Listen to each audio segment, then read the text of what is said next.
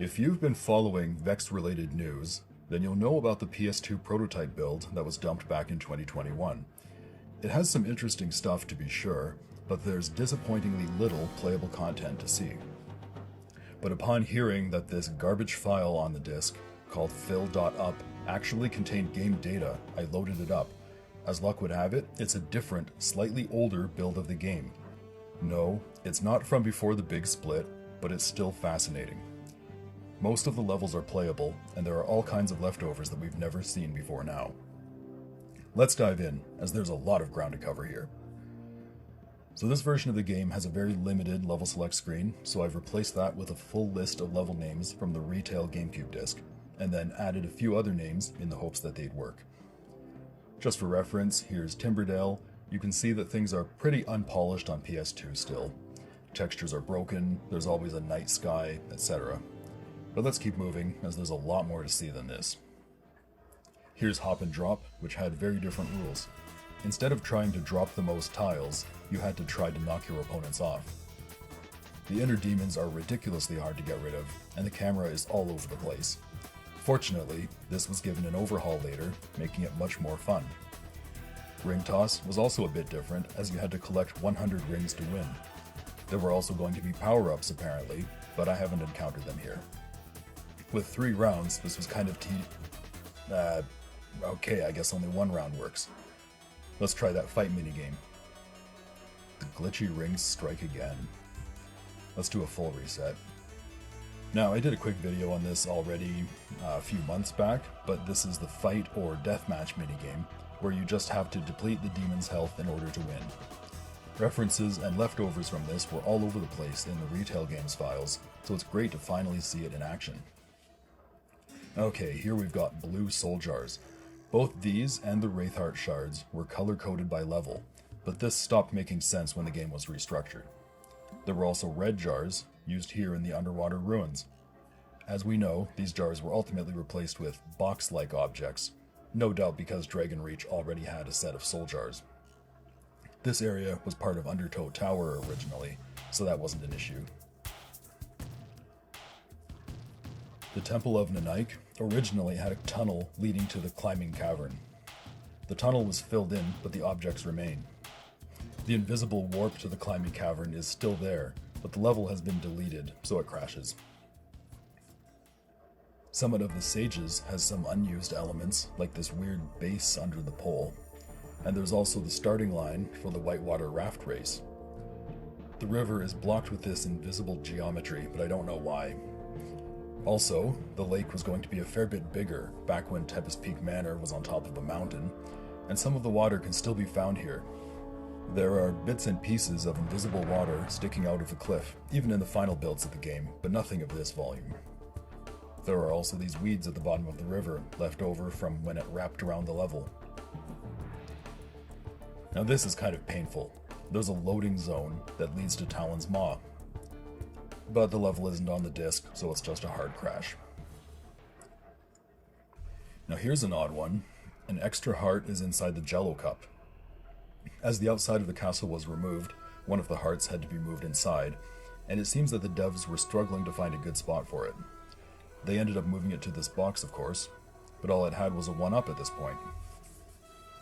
It's time to meet some new friends. Here's TikTok.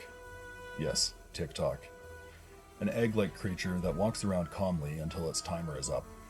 Then its alarm goes off, it lights on fire, and it starts running. Get out of here. And here's Snuffle, which uses its trunk to try to pull you in or blow you away. That's enough of that. The below looks a little bit different, and this is not a glitch. The bottom of the dome is almost invisible, giving a clear look at the environment inside. Move up higher, and it goes opaque. Our buddy Bigfoot hasn't changed at all, though. And checking on Sumokin, there's this neat blur effect, but the guy himself hasn't changed.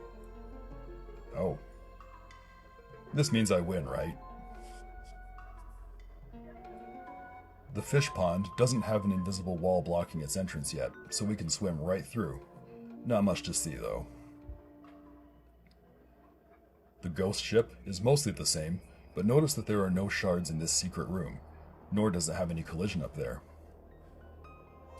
The compass area from Citadel of Shadows, or should I say Devil's Well, is all pretty much as expected, except it uses the Shadow Realm skybox. This was later swapped out for the usual sky and cloud system, and I'm not sure which I like better, but this does look pretty cool here. The Citadel's map room is still here, and still a bit glitchy on PS2, or at least PS2 emulation, but otherwise unchanged from what we see in the final build. Unfortunately, the textures had already been deleted at this point in time. But what's this? Loading the map room from World 5 takes us to this never-before-seen puzzle chamber. Unfortunately, the mini Astara model is missing, though the collision is there. As hinted at by the hint, and described in more detail in some devs documents, the original purpose of this room was for the player to hit these buttons and choose the right symbols which could be found elsewhere. Now, for whatever reason, these symbols are just floating in front of the buttons here, which makes it really easy. I'm not sure if this is for testing purposes or if the puzzle was dumbed down for one reason or another. In any case, the puzzle is fully functional here. Oh, and by the way, there is a loading zone that will warp you to Pyroseum, but again, the level data is all missing, so it causes a crash. So sad. This challenge from Frostblight Mill used to be really, well, challenging. You couldn't just cheese it by jumping off the cliff. It was actually hidden under the landmass. Oh, and this cannon is broken here. You can aim left and right, but not up and down. The cool discoveries aren't over yet. Check out what's in the igloo. Oh yes.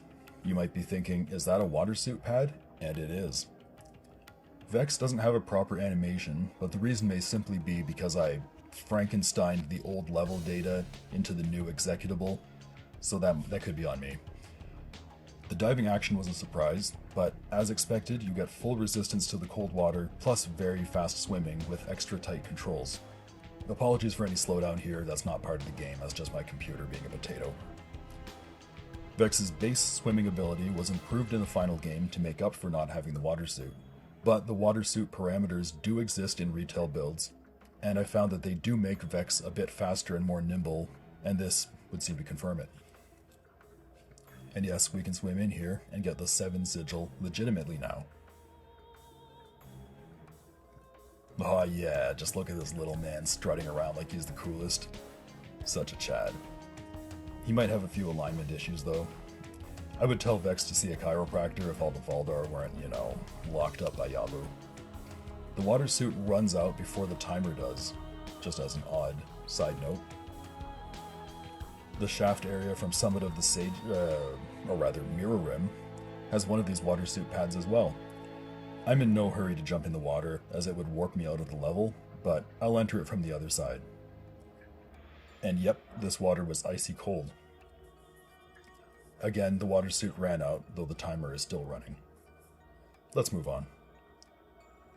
Oh, I guess there's no cheating death. So anyway, the portal to Citadel of Shadows was placed outdoors here. I really like the idea, but it makes for a lot of unnecessary loading screens, especially when you consider that there's only one Wraithheart challenge that actually involves coming out here.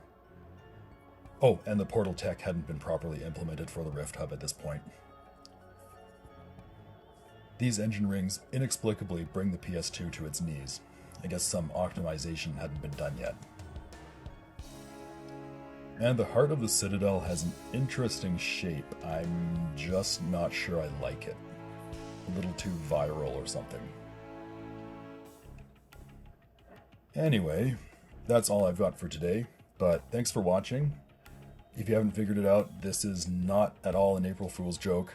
This is very much a real discovery. This stuff is actually in the November 02 prototype.